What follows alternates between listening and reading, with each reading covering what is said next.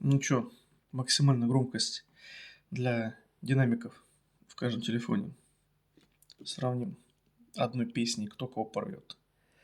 Один динамик большой, тонкий против двух маленьких, жирных.